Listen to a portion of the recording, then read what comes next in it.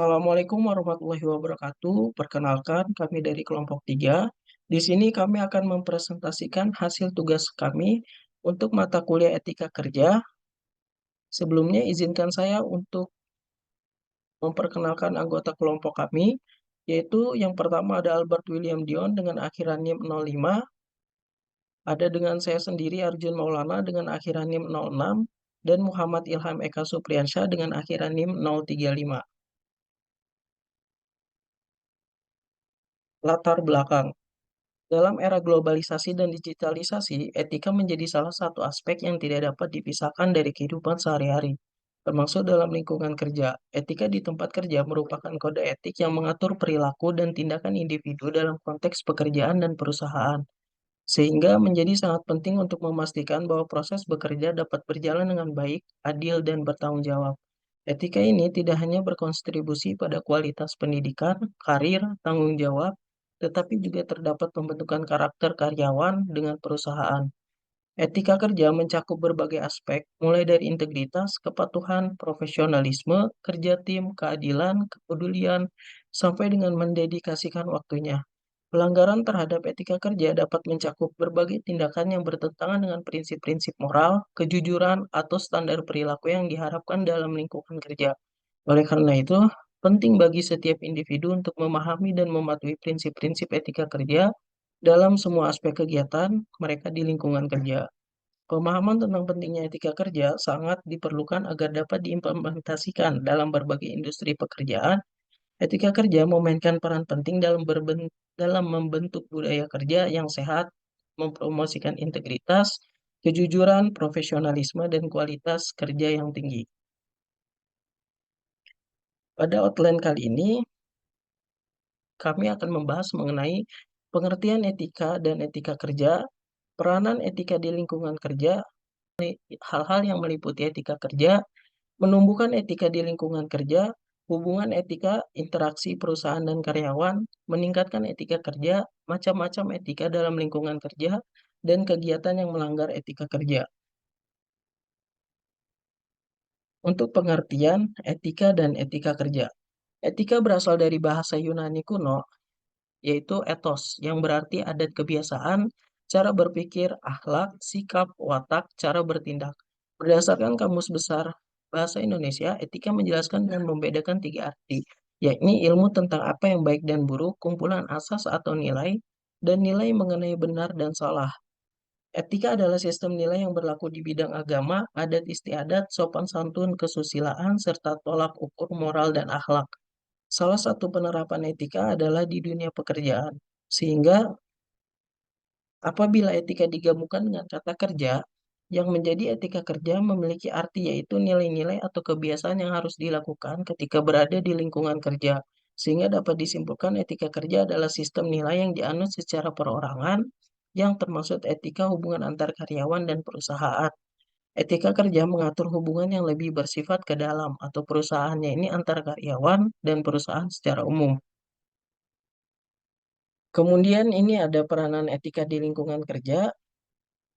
Beretika dalam lingkungan pekerjaan memiliki peranan yang sangat penting dalam membentuk budaya pekerjaan yang positif, produktif, budaya kerja yang sehat dan berkelanjutan. Hal ini dilakukan karena peranan etika di lingkungan kerja dapat menjamin yang pertama adalah membangun kepercayaan diri, di mana etika kerja yang kuat membantu membangun kepercayaan antara rekan kerja, atasan, dan bawahan. Kemudian mendorong kerjasama. Etika kerja yang baik mendorong kerjasama dan kolaborasi antara rekan kerja. Kemudian membentuk moralitas. Etika membantu dalam membentuk moralitas para karyawan dan masyarakat yang mencakup pemahaman tentang apa yang benar dan salah, serta bagaimana perilaku dalam berbagai situasi. Lalu mengarahkan perilaku. Etika memberikan paduan tentang bagaimana perilaku secara etis dan moral dalam berbagai situasi, termasuk dalam hubungan interpersonal, dalam pekerjaan, dan dalam kehidupan sosial. Kemudian membantu dalam pengambilan keputusan dalam situasi yang tidak jelas atau ketidakpastian. Etika dapat membantu dalam pengambilan keputusan dengan menyediakan kerangka pemikiran yang berdasarkan pada prinsip-prinsip moral. Lalu kemudian ada membantu dalam pengembangan karakter. Melalui pembelajaran dan penerapan prinsip-prinsip etika, individu dan mengembangkan karakter yang baik, seperti kejujuran, tanggung jawab, dan kepedulian terhadap orang lain. Kemudian membangun reputasi perusahaan. Perusahaan yang dikenal karena memiliki budaya kerja yang beretika cenderung lebih menarik bagi calon karyawan, pelanggan, dan mitra bisnis. Ini dikarenakan karena perusahaan yang beretika sering dianggap sebagai tempat baik untuk bekerja dan melakukan bisnis. Lalu mengurangi resiko hukum reputasi. Praktik bisnis yang tidak etis dapat menyebabkan risiko hukum dan merusak reputasi perusahaan. Dengan menerapkan etika kerja yang baik, perusahaan dapat mengurangi resiko dan menjaga reputasi mereka terhadap baik di mata masyarakat. Lalu meningkatkan kepuasan karyawan. Karyawan cenderung lebih puas dan bahagia bekerja di lingkungan yang didasarkan pada prinsip-prinsip kerja. Kemudian ada hal-hal yang meliputi etika kerja. Hal-hal yang meliputi etika kerja ini menyangkut dari sikap karyawan, etika karyawan dalam perusahaan. Sikap karyawan dalam perusahaan ini meliputi eh, menjadi warga perusahaan yang baik, menaati peraturan perusahaan dan peraturan perundang-undangan yang berlaku, lalu menggunakan dan mengembangkan potensi secara optimal untuk kepentingan perusahaan, turut menciptakan lingkungan kerja yang kondusif dan secara bersama-sama membangun budaya kerja yang baik. Kemudian yang kedua ada karyawan dengan wewenang dan jabatan di perusahaan. Sikap beretika karyawan dengan segala wewenang dan jabatan di perusahaan ini meliputi menggunakan dengan sepenuh tanggung jawab untuk kepentingan perusahaan dan tidak untuk kepentingan pribadi atau pihak-pihak tertentu. Menjaga dan menggunakan seluruh data, informasi, harta, fasilitas perusahaan untuk kepentingan perusahaan dan tidak menggunakannya untuk kepentingan pribadi. Dan menjaga nama baik perusahaan dalam sikap dan perilakunya. Selanjutnya adalah karyawan dengan atasan dengan bawahan. Hubungan karyawan dan sikap beretika dalam konteks hubungan karyawan dengan atasan dan bawahannya ini meliputi atasan sebagai panutan, lalu bawahan secara aktif mengembangkan diri dan mengekspresikan potensi dalam arah dan di bawah tanggung jawab atasannya, kemudian saling menerima, menghargai, dan membina kerjasama. Lalu ada karyawan dengan sesama karyawan, di mana sikap beretika dalam konteks hubungan karyawan dengan sesama karyawan ini meliputi saling menghargai, mendorong semangat, dan membina kerjasama dalam tugas dan tanggung jawabnya masing-masing. Kemudian ini merupakan hal-hal yang dapat menumbuhkan etika dalam lingkungan kerja. Yang pertama yaitu bertutur sapa dengan ramah, bertutur sapa yang ramah antara atasan dan karyawan. Kemudian profesionalisme dalam menerima tamu, menunjukkan profesionalisme saat menerima tamu baik sebagai tuan rumah maupun sebagai tamu, mencerminkan kesopanan dan perhatian terhadap waktu dan tugas kantor.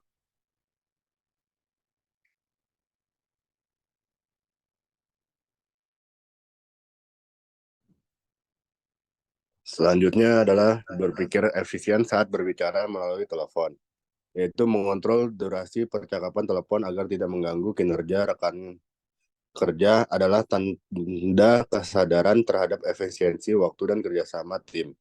Selanjutnya, memisahkan urusan pribadi dan profesional. Tidak membawa urusan pribadi ke tempat kerja, menunjukkan profesionalisme dan fokus pada pekerjaan ini, membantu menjaga konsentrasi dan produktivitas.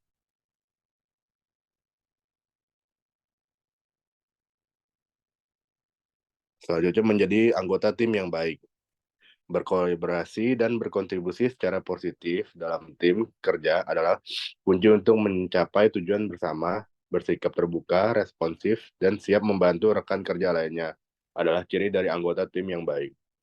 Selanjutnya adalah menjaga loyalitas dan kerahasiaan. Menjaga kesetiaan terhadap perusahaan dan menjaga kerahasiaan informasi perusahaan menunjukkan integritas dan tanggung jawab sebagai karyawan.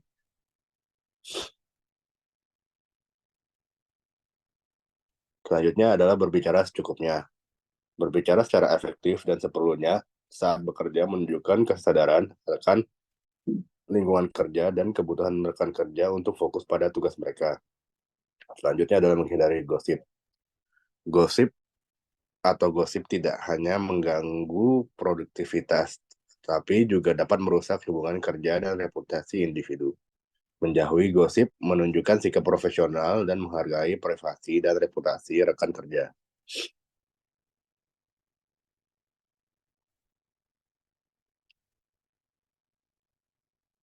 Hubungan etika interaksi perusahaan dan karyawan. Yang pertama adalah perlakuan yang adil. Perusahaan memberikan kompensasi dan fasilitas yang seimbang sesuai dengan kontribusi dan tanggung jawab karyawan, tanpa membedakan suku, agama, jenis kelamin, atau latar belakang lainnya. Yang kedua adalah komunikasi yang jelas. Perusahaan menyampaikan informasi tentang kebijakan perusahaan, harapan kerja, dan pengembangan perusahaan secara terbuka dan jelas kepada karyawan. Yang ketiga ada penghargaan terhadap kerja keras. Perusahaan mengakui dan memberikan penghargaan atas prestasi dan kontribusi karyawan dalam mencapai tujuan perusahaan. Yang keempat adalah lingkungan kerja yang aman dan sehat. Memastikan lingkungan kerja yang aman dan sehat untuk karyawan dengan mematuhi standar keselamatan dan keselamatan kerja yang berlaku. Selanjutnya ada penyelesaian konflik secara adil.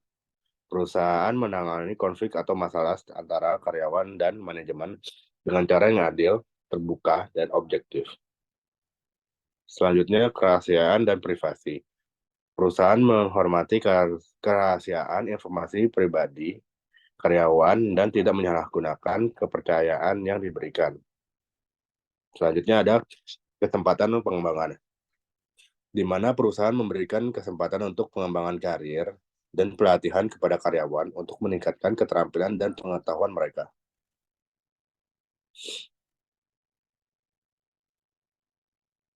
Meningkatkan etika dalam kerja. Meningkatkan etika kerja adalah suatu proses yang melibatkan kesadaran, komitmen, dan tindakan yang konsisten. Contohnya adalah yang pertama, pendidikan dan pelatihan. Ambil bagian dari program pendidikan atau pelatihan yang berfokus pada prinsip-prinsip etika kerja.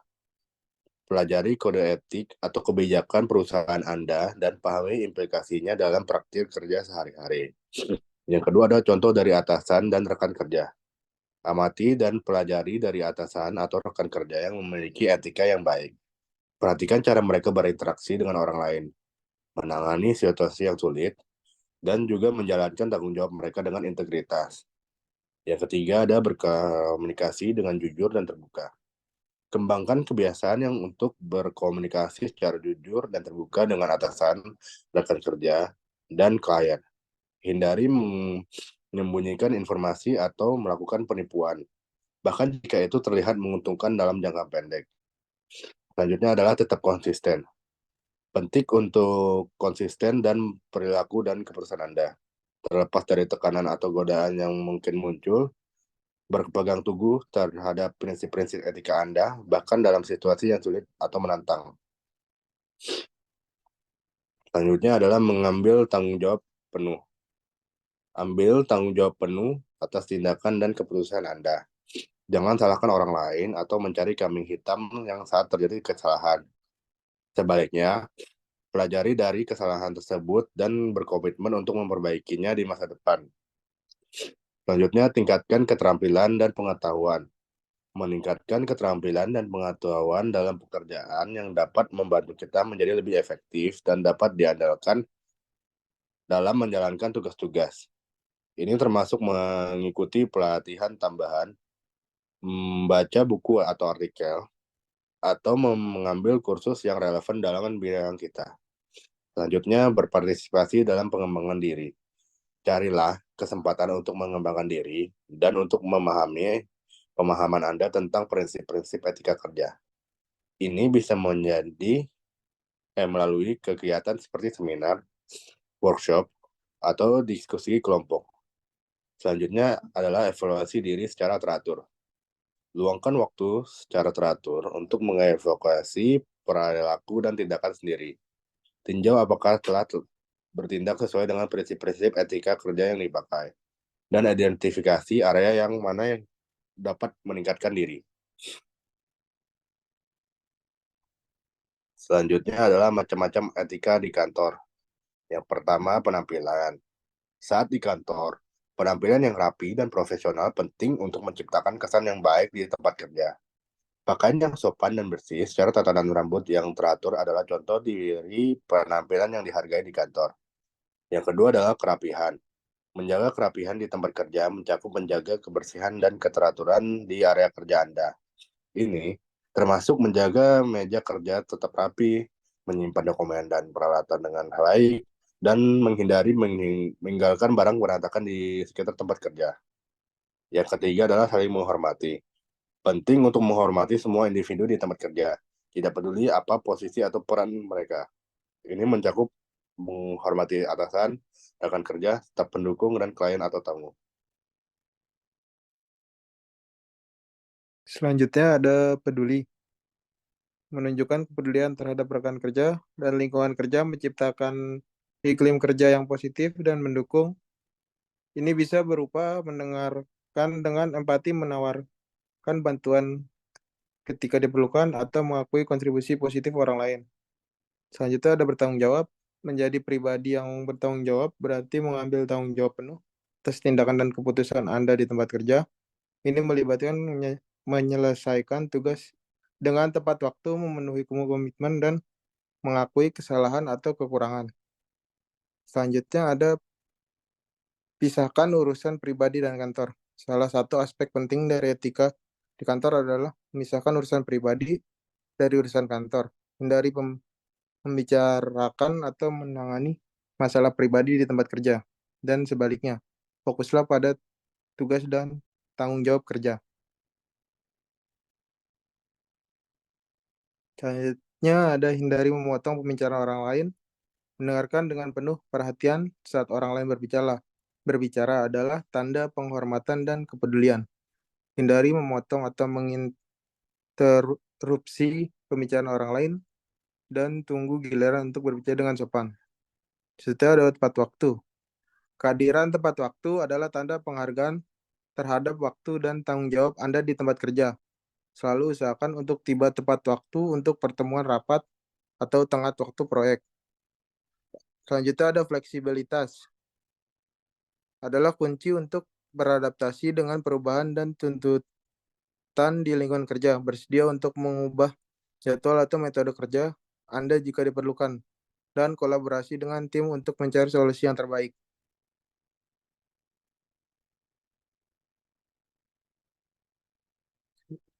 Kegiatan yang melanggar etika kerja. Pelanggaran etika dalam lingkungan kerja merujuk pada tindakan yang melanggar norma-norma yang tidak ditetapkan dalam lingkungan kerja. Pelanggaran ini memiliki dampak negatif yang luas, baik bagi individu yang melanggar maupun bagi instalasi pendidikan secara keseluruhan. 7 pelanggaran. Yang pertama, pelecehan verbal, lalu pelecehan fisik, pencurian, lalu penyalahgunaan kepercayaan.